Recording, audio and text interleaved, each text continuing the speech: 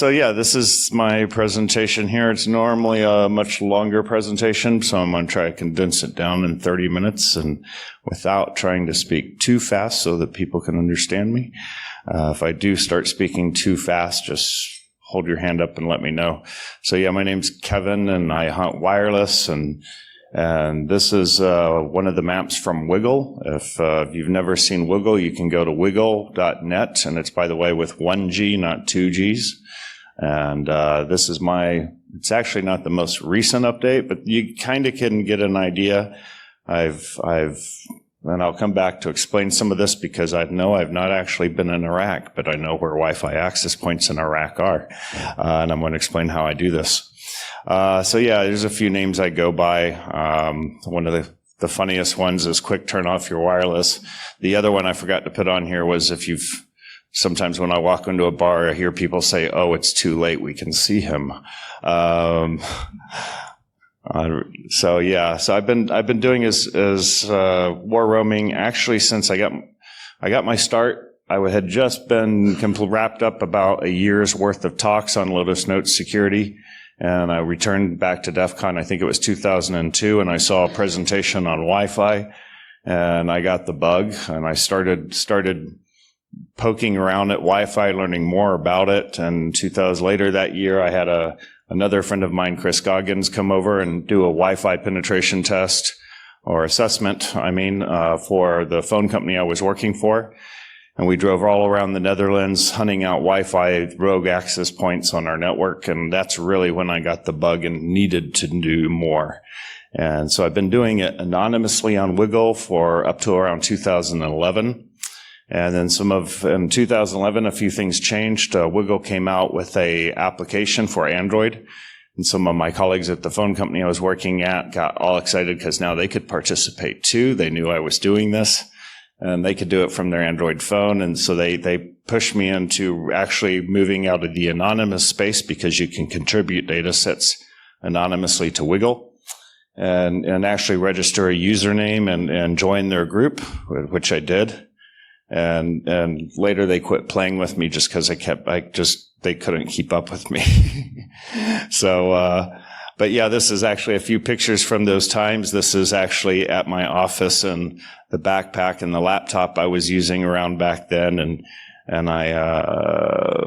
various different tools I was using at the time. A lot of people ask, why do this? This is a relative, I think a very,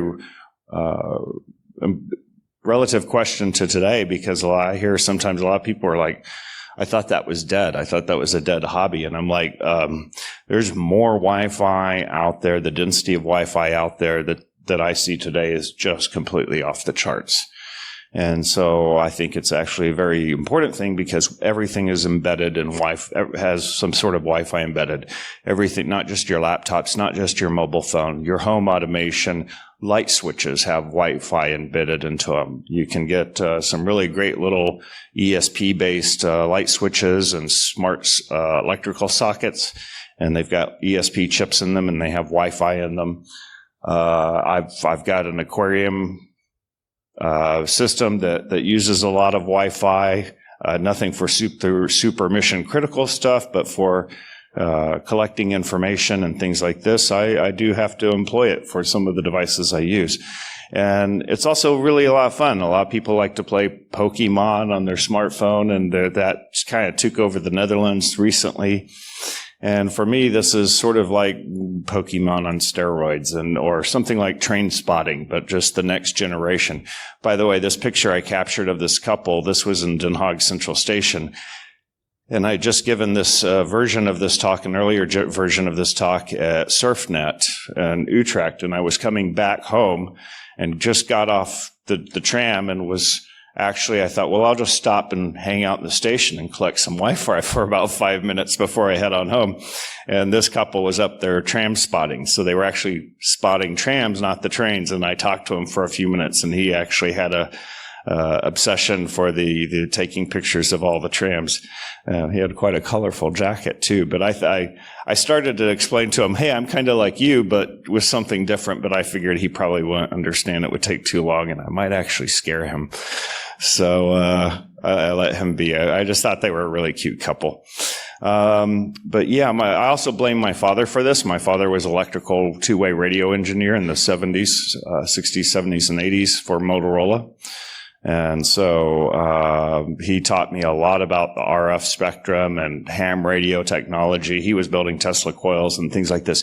And ever since then, I've always had this passion for understanding all what's around us in terms of wavelengths and everything else, RFID, ADSB. I've got an ADSB Raspberry Pi in my attic. The antenna actually works really well, and I made it out of a coat hanger. I cut it to the specific lengths, and there was a lot of trial and error. But I can, on the right weather day, the days with the right weather, I can actually pick up airplanes almost right up to the shore of the UK. Generally, on average, I can only get about halfway across, but I like to watch and also listen to the airplane communications and watch them tracking. And anytime my wife, she often flies to other European countries for her jobs. Whenever the plane flies over our house, I go out with a huge 600 millimeter lens and take a picture of her plane. And I go, here's a picture of you, honey. So I have some fun with it. It's also interesting because we have a roof terrace and we like to watch sunsets, and somebody will say, hey, I wonder what that plane is. Where's that coming from? And I go, oh, here, I can tell you. So I do this on several spectrums, no pun intended. And more specific to Wi-Fi and GSM and Bluetooth and the frequencies I've been really passionate about the last few years. It's wireless surveying. And this is something that from a professional standpoint has really also experienced doing this as a hobby has lent itself very well to my career working in security and working for GSM telcos. We even had a situation where it was unbelievable. We had one of the telcos I was at actually had problems with their Wi-Fi, and when the Wi-Fi inside all the retail branches all around the Netherlands. And I ended up when a lot of other third-party vendors and specialist vendors couldn't figure out why we were having such crappy Wi-Fi in the retail shops, and it was a real pain point for our customers. Eventually, somebody goes, hey, we have this guy who's sort of obsessive compulsive about Wi-Fi, so maybe we should go talk to him. And that actually worked out really nice because I got to literally ride my bike around the Netherlands and go measure Wi-Fi, and it was really awesome. And I figured out the problem in about 2 weeks, where Telindus and some other companies just they worked on it for months and they couldn't figure out what the problems were. And a lot of that comes back with experience of doing a lot of I call it WarRoaming, but it's quite technically it's wireless surveying. And there's a lot of other things in security that are related about it that you can figure out. I've also have something kind of like I'm running Kesmet as an intrusion detection system on my home for both wireless security and a little bit of physical security. And the idea being that if an alarm event happens, I literally snapshot all the wireless frequencies for forensics information. So if somebody were to break in and even if they're using a burner phone or their real phone, I'll have a fingerprint of all their electronic devices. And I figure that would be useful for the police. And it's something that I also help cooperate with the police a lot on. And I've been approached by the police in the past to help with certain wireless investigations and criminal defense lawyers. And it's also a lot of fun. There's a lot more out there. Zigbee, Z-Wave. I have some of these products at my home, but I also like to hack them and see what's possible. As far as just collecting the data, there's a lot of places where you can do something interesting with the data to contribute back to our community. And there's Wigle.net. There's the Open Cell ID project. And we may even start something for Zigbee called Ziggle.net. Adam went ahead and registered the domain. And he's been doing all the Zigbee stuff, and he sent me a killer bee to play with.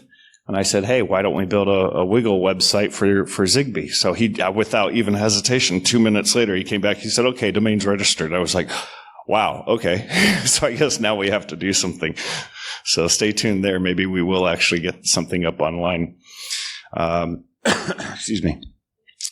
as I mentioned, there's a lot of professional opportunities I found, and one of the more interesting ones I'll come back to talk about in a minute. It's been working for some Dutch lawyers here and actually giving forensics and evidence, because I left T-Mobile in 2016, and I've been doing forensics for different clients, and one of them was the lawyer Jeroen Pin, who's kind of well known in the security and privacy aspect of criminal and privacy law. But there's a lot of other opportunities out there. Apple is literally doing this. If you have an iOS device, they're doing this every day from your mobile phone, and they're collecting the data. So is Google. And so we don't really know what they're all doing with this data. They don't let us see it. So my idea is, well, we should do it too and see what they're actually seeing. There's also some interesting things, and there may be interesting opportunities in the future in regards to the GDPR. And because it seems that everyone has a slightly different opinion on the GDPR, and I think that will be something interesting that will develop in the next couple of years. Where does the privacy law actually lay in regards to Wi-Fi? But I won't get into that. I'll try to keep this a little bit more technical. So yeah, these are the tools of my trade. I do have, if you come by the Wireless Hacking Village, I have my tools on display. I went ahead and left them down there, and hopefully there's somebody's watching them to keep them secure. And but I've got one that I have built. It's a little black box. It was one of I started off calling it the football, because the idea was it's supposed to really work like an iPod and just be really quick and easy to fire up and run off. Then I really built what was like a Swiss Army knife, and that was really specifically built so I could hot swap out any combination of 4 different wireless types of cards, SDRs, GSM dongles, and this type of stuff. I've ended up building, I believe I've yet to find anyone to contradict me over the last year. I think it's the first Raspberry Pi or even SBC-based GSM stumbler. Then it doesn't require an SDR. You can actually use 2G, 3G, and 4G GSM dongles on it, which kind of makes if you want to get into finding base stations, it creates a very low barrier to get started.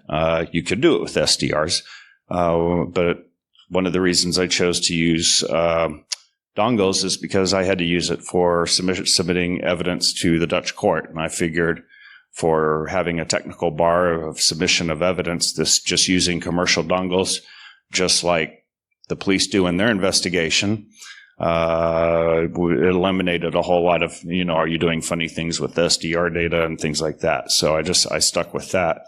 And it's extremely effective, far, far more effective than running an app on your smartphone.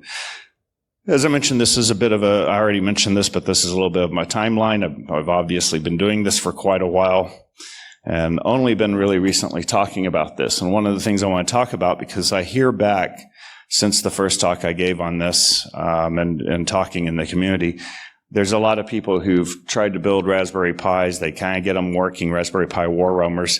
They kind of get them working, but they complain that they're not stable, so they go off and they buy a Pineapple. And the Pineapples are a nice learning tool. They come already pre-made with some of the software and everything. But if you've ever been to DEFCON and for a period of time going to that, if you show up with a unhardened Pineapple stock bought directly, right, if you buy it from Hack5 and then go to DEFCON with your Pineapple thinking you're going to do something fun, you're actually going to become the guinea pig for everybody else, because you will find your Pineapple hacked pretty quick. So this is why I'm not really keen on Pineapples, and I think it's also a better learning opportunity for others as well, to build a Raspberry Pi or another SBC, could be BeagleBone, but I think it's better to build it yourself and understand what's really going into it. And I'm also going to share some of the things of what to do and what not to do. Please don't use duct tape. It doesn't hold it together, and I'll come back on this, why duct tape. So, it'll get you through for a 5-minute quick assessment, but if you really want to do this as a hobby, you need to think a little bit about making it more durable.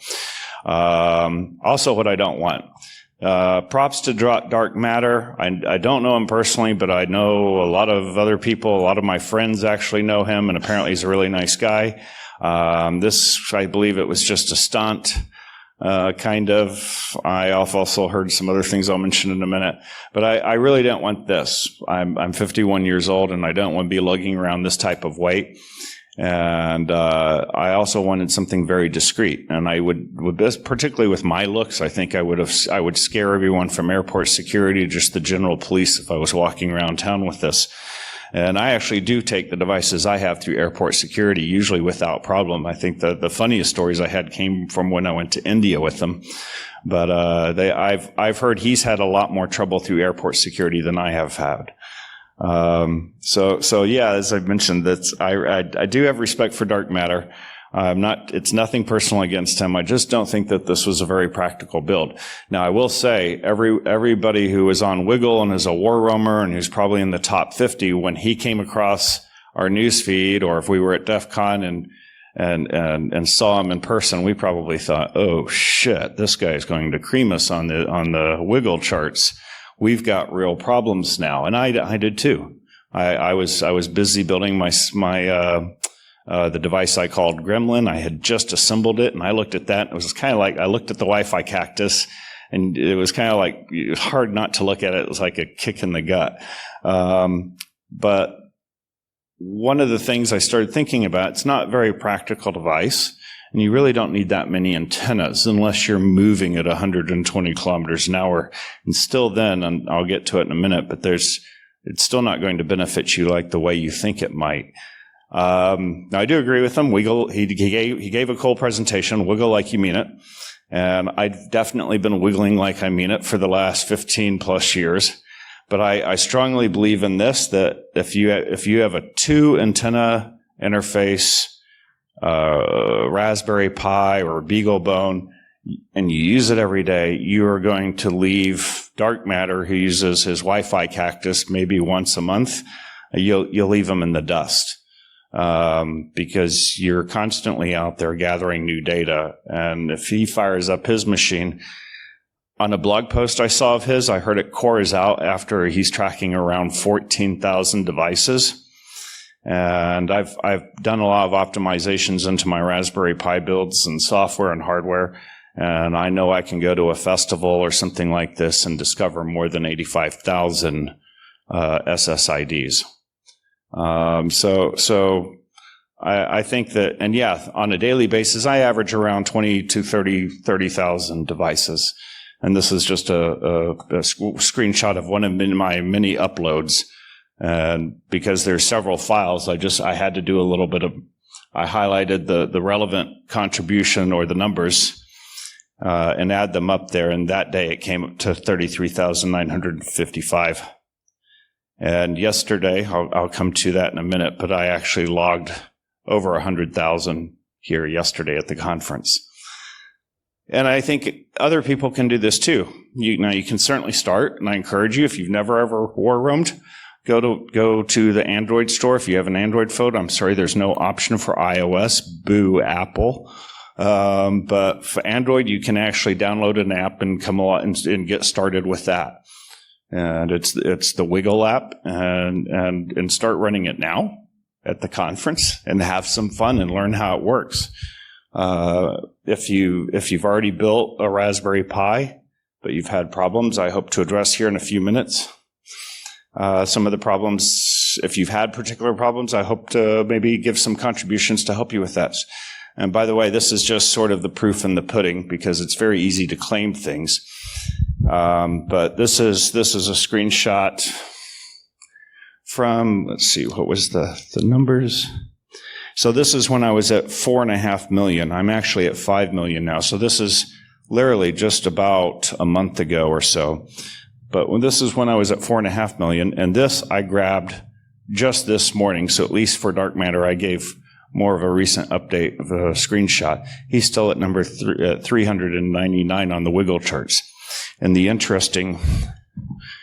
way you read these, this is the column here of all the discovered Wi-Fi, the ones where nobody else has ever seen it, but Dark Matter in this case actually has, to his credit, 247,000 discovered Wi-Fi. This column over here is the column where he's all the Wi-Fi he's ever seen. Maybe it was discovered by somebody else, but he also saw it too. So there is a tally for that. But the most important one is the one he discovered. That's where all the guys, that's the number on this column where everybody on Wigle competes. And so he's had the Wi-Fi Cactus for more than 2 years, and he's only tallied around 200,000. And like I said yesterday, I scored around 100,000 in just one day. And I only have 6 wireless interfaces on my 2 devices. And that's across the 2 devices. So how do I do this? So this is what I'm going to talk a little bit about.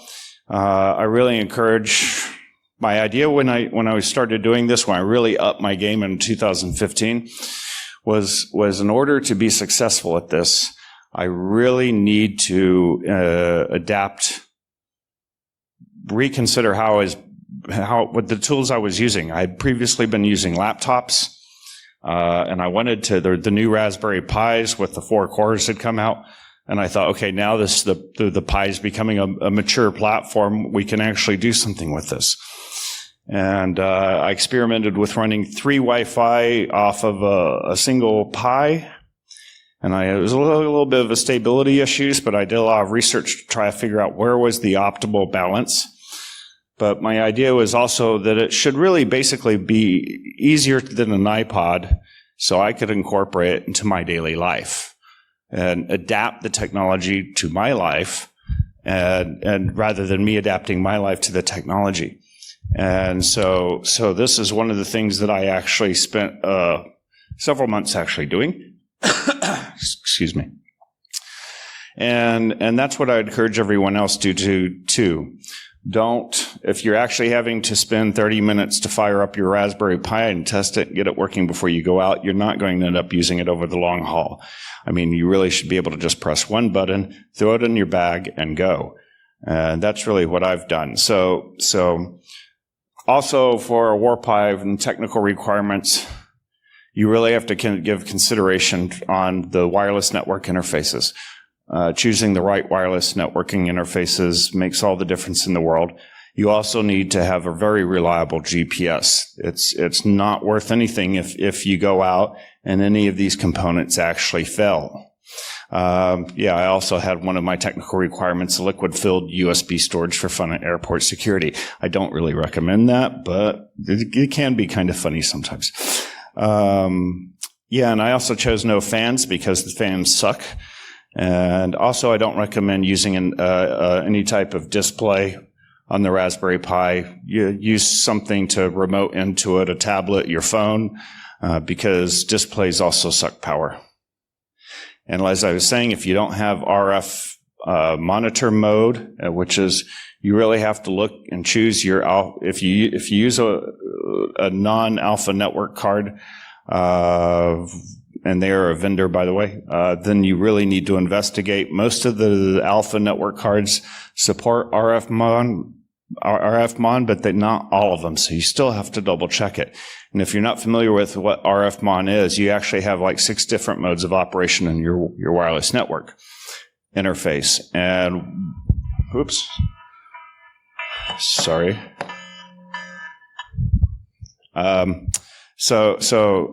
The RF mon mode is the mode where actually your Wi-Fi interface is completely silent, and all it does is listen. And it listens to all the broadcasts from the access point and all the broadcasts from the client.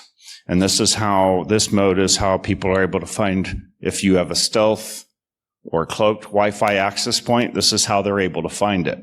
If you don't have this mode, you can't find the stealth mode, and you can't find sometimes the broadcasts from the clients, which tell you about the access points that they're trying to contact or are already talking to. This is an important thing, and although I do sometimes call this an advanced talk on WarRoaming, it's advanced because nobody's doing the basic stuff. Sometimes I find I get a lot of people saying, "Yeah, my Pi keeps crashing. I try to run, stick 2 Wi-Fi interfaces on it, and it just cores out. I don't understand after 30 minutes." Or while I'm walking around town, it freezes up and panics. your cables probably suck. And I'm not talking just the connector, or if you've bought cables that say they're heavy duty or something like this, you really need to get an electrical USB tester and really qualify your cables before you start using them. The Raspberry Pi is extremely dependent on very stable power supply. And if your connector is loose on either your Wi-Fi NIC, you can literally lose a Wi-Fi network interface, or the battery can cause the kernel panics to actually happen. So you really have to pay attention to this. And the tip that I recommend on the free tip on that is the Samsung cables that come with Samsung mobile phones seem to be some of the best out there. And also some of their aftermarket ones they're certainly better than anything you'll buy at MediaMarkt that claims to be heavy duty. Most of the heavy duty ones just have extra plastic insulation in them. So I'm looking at the time. I need to skip on through real quickly. This is GIZMO. You can come by and see him. I've really made him so I literally can control him with the Apple infrared mini remote. And he's been extremely effective. He also works together with GREMLIN, so I can use either device. If I'm just going out to the store, to the market for 30 minutes, I'll take GIZMO because he's so small and I can still have room for groceries. But if I'm out in a long haul, I'll take GREMLIN with me too. Both of these devices are capable of working with each other. And I've tuned the interfaces between the two of them to work cooperatively together or separately. And by that, I actually mean literally tuning into how many channels and which ones they spend the most time on. And another free tip to do this, go to Wigle and look in the country where you're going to be war roaming and find what are the most popular used channels in your area and adjust your war roaming equipment to spend most of the time on those channels. And you can actually optimize your performance this way. The other thing that they do is all my devices that I've been playing with, they also share GPS data using GPSD, even though each one of them has their own chip. This way, if one of them loses GPS lock, they can grab GPS data from the other one, from one of the other Pis. So this is basically what I was saying earlier. Why use 2 or 4 when you can optimize for 6 antennas? In my case, this is what I've done. And I prioritize 1, 6, and 11 channels on 2 antennas, and all the other frequencies are spread across the other 4 antennas. And so this has really upped my performance game on when I go out and I'm able to get 30,000 SSIDs in the space of an hour. And just as proof in the pudding, this is the city of The Hague, and this is my coverage map. I've done all of this. I've been on every street, sidewalk, and bicycle path in The Hague. And even more, this is me all across the Netherlands. These are all my personal war roams. And, that's not my map, but that's an idea. If you want to know about the Wi-Fi density across the Netherlands, that's what it looks like. And so there's a whole lot more out there that still hasn't been discovered. This one I'm going to have to kind of skip. This way I had wanted to do a talk on this, but it wasn't accepted, but I thought I'd just leave a few of these slides in here. I did build a GSM stumbler, and this is Spike, and I wrote the software. I'll be releasing it this summer. I wrote it in Python, and I call it Hedy GSM after Hedy Lamarr, because without her, she was an awesome woman, and we probably wouldn't be doing all the wireless stuff we're all doing these days. But it's capable of running up to four different GSM dongles in it. And it's a runtime of 10 hours. And it actually can go longer because I figured out how to do a little bit of primitive power management through the USB ports by shutting down USB ports when the device isn't moving for more than 15 minutes. And that's the manual for how Hedy GSM works. There's 4 commands. It's compatible with Wigle and OpenCellID. And that's the GUI on it. So I have different screen for every mobile network that it's actually on, and it just performs the same thing as the Nokia Net Monitor from the days of old. But it does it for 2G, 3G, and 4G. and logs all the GPS data. And yeah, the brief mention, the presentation will be online, so you can go back and read this. That was sort of a documentation of also because my performance numbers on GSM on Wigle started going up.